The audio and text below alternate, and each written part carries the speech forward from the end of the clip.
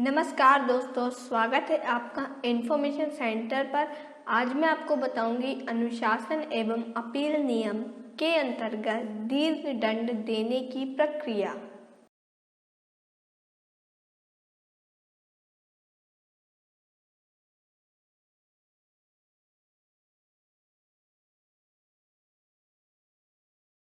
दीर्घ दंडारोपण की जांच प्रक्रिया।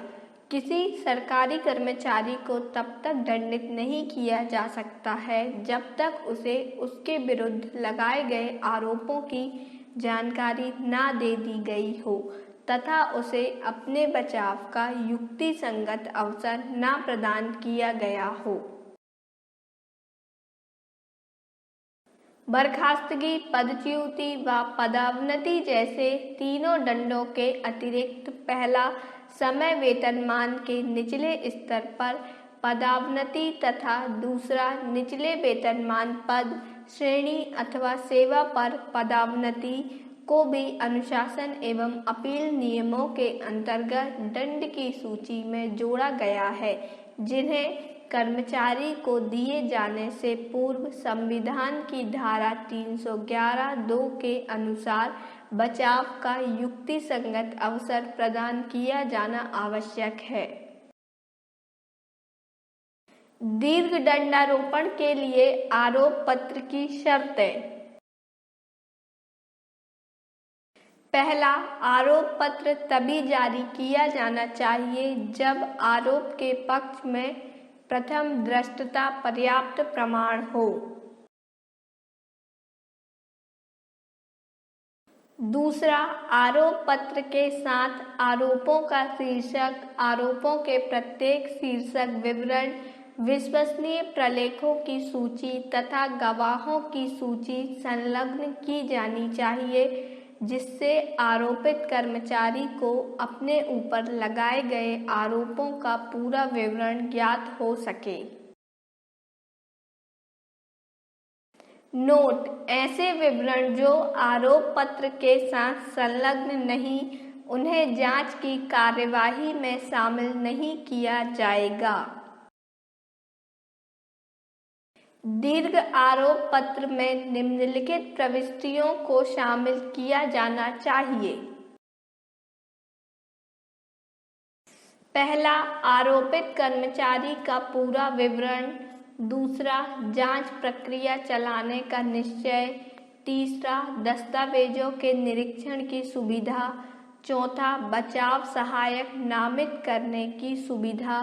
पांचवा, लिखित बचाव प्रतिवेदन प्रस्तुत करने की सुविधा। छठवां, राजनैतिक या बाह्य पैरवी एवं हस्तक्षेप के विरुद्ध चेतावनी। सातवां, जांच कार्यवाही में अनुपस्थित एक तरफा कार्यवाही की चेतावनी। दीर्घ आरोप पत्र के साथ 4 अनुलग्नक संलग्न किए जाते हैं। पहला, आरोपों के शीर्षक, अनुलग्नक 1। दूसरा, आरोपों के शीर्षक का विस्तृत वर्णन, अनुलग्नक 2। तीसरा, विश्वसनीय दस्तावेजों एवं प्रालेख की सूची, अनुलग्नक 3।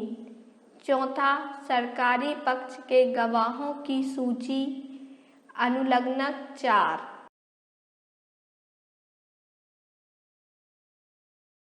उपरोक्त चारों अनुलग्नक पर अनुशासित प्राधिकारी के हस्ताक्षर अवश्य होने चाहिए, अन्यथा आरोप पत्र तकनीकी आधार पर त्रुटिपूर्ण मानकर निरस्त करा जा सकता है।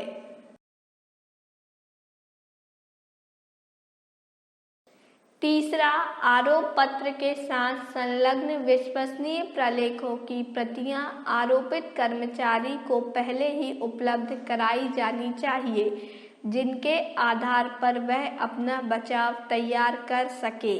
यदि उन्हें आरोप पत्र के साथ नहीं संलग्न किया गया हो तो कर्मचारी के द्वारा लिखित मांग किए जाने पर उन्हें अवश्य उपलब्ध कराया जाना चाहिए तथा कर्मचारी अगर मूल प्रलेखों को अकेले अथवा अपने बचाव सहायक के साथ देखना चाहे तथा उनमें से कुछ नोट करना चाहे तो उसे यह सुविधा प्रदान की जानी चाहिए।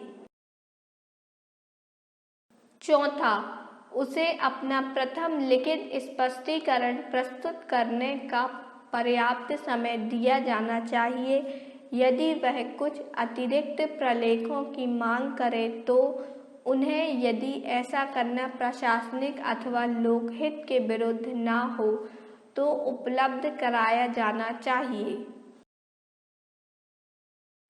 पांचवा, उसके लिखित स्पष्टीकरण के हर बिंदु पर निष्पक्ष तथा पूर्वाग्रह रहित भाव से विचार करने पश्चात ही जांच करने का निर्णय किया जाना चाहिए।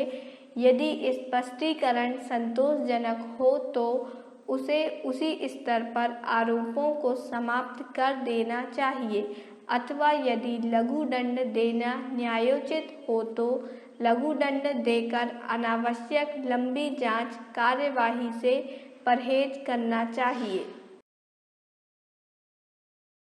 छठवां, अगर आवश्यक हो तो अनुशासनिक अधिकारी स्वयं मामले की जांच कर सकता है या उस हेतु जांच अधिकारी की नियुक्ति कर सकता है। सामान्यतः ऐसे व्यक्ति को जांच अधिकारी नहीं बनाया जाना चाहिए जिसने फैक्ट फाइंडिंग जांच की हो। सातवां, रेल सेवक अपना मामला उसी रेल प्रशासन में कार्यरत किसी अन्य रेल कर्मी की सहायता से प्रस्तुत कर सकेगा। इसमें सेवानिवृत्त रेल कर्मी भी शामिल हैं।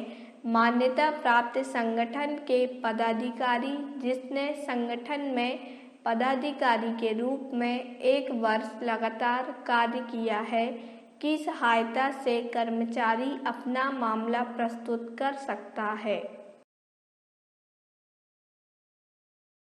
नोट: पहला, अगर सेवानिवृत्त कर्मचारी को बचाव सहायक बनाया जाता है तो उसके लिए यह शर्त होगी कि इस मामले सहित एक समय में उसके पास 7 से अधिक मामले ना हों।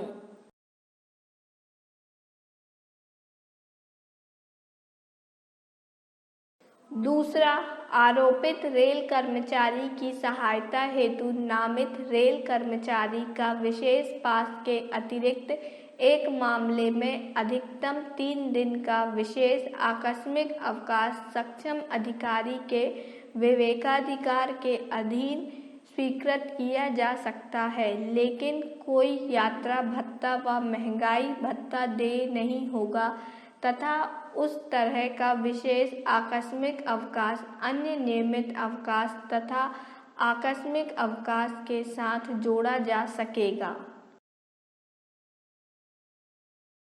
आठवां, जांच के दौरान अभियोजन पक्ष के गवाहों से जिरह करने बचाव पक्ष के गवाहों को प्रस्तुत करने का अवसर दिया जाना चाहिए। अतिरिक्त प्रलेखों के आधार पर अपना तर्क रखने का अवसर भी कर्मचारी को दिया जाना चाहिए। 9वां, आरोपित कर्मचारी को अपना लिखित बयान तथा जांच के अंत में लिखित सारांश प्रस्तुत करने का अवसर दिया जाना चाहिए। 10वां, जांच अधिकारी को साक्ष्यों का न्यायिक मूल्यांकन करके निष्पक्ष जांच रिपोर्ट प्रस्तुत करनी चाहिए तथा उस जांच की प्रति आरोपित कर्मचारी को अनुशासनिक प्राधिकारी के निर्णय से पूर्व प्रदान की जानी चाहिए। 11वां, जांच की समाप्ति पर एक रिपोर्ट तैयार की जाएगी और उसमें निम्नलिखित बातें अंतर्विष्ट होंगी। का आरोप की मद एवं अवचार और कदाचार के लांछनों का विवरण। खा रेल सेवक का प्रतिवाद। गा आरोप के हर मद के बारे में साक्ष्य का निर्धारण। घ आरोप के हर मद पर निष्कर्ष एवं उसके कारण। 12वां अनुशासनिक प्राधिकारी को जांच रिपोर्ट तथा उस पर प्रस्तुत आरोपित कर्मचारी के प्रतिवेदन पर निष्पक्ष रूप से विचार करके ही निर्णय लेना चाहिए तथा यदि ऐसा करना न्याय के हित में हो तो स्वयं अथवा जांच अधिकारी द्वारा और आगे जांच कराई जानी चाहिए। 13वां जांच अधिकारी के निष्कर्षों से असहमति की स्थिति में अनुशासनिक अधिकारी यदि आरोपों को सिद्ध मानता हो तो आरोपित कर्मचारी को उसकी सूचना देनी चाहिए तथा उसे उन बिंदुओं पर अपना स्पष्टीकरण प्रस्तुत करने का अवसर प्रदान किया जाना चाहिए। 14वां जांच अधिकारी से प्राप्त रिपोर्ट को आरोपित कर्मचारी को भेजते समय अनुशासनिक अधिकारी को प्रयोग नहीं करना चाहिए ताकि ऐसा प्रतीत न हो कि जांच रिपोर्ट पर कर्मचारी के प्रत्यावेदन से पूर्व ही अनुशासनिक अधिकारी पूर्वाग्रह से ग्रस्त है। विजिलेंस व विजिलेंस के अतिरिक्त विभागीय जांच के मामले में इंक्वायरी ऑफिसर एवं प्रेजेंटिंग ऑफिसर को मानदेय का भुगतान। हमारे इस वीडियो को एंड तक देखने के लिए आपका बहुत बहुत धन्यवाद। आपको हमारा ये वीडियो कैसा लगा हमें कमेंट बॉक्स पर कमेंट कर जरूर बताएं और जो इस चैनल पर नए हैं वह हमारे चैनल इन्फॉर्मेशन सेंटर को सब्सक्राइब कर लें। आप हमारे वीडियो को लाइक एंड शेयर जरूर करें। धन्यवाद।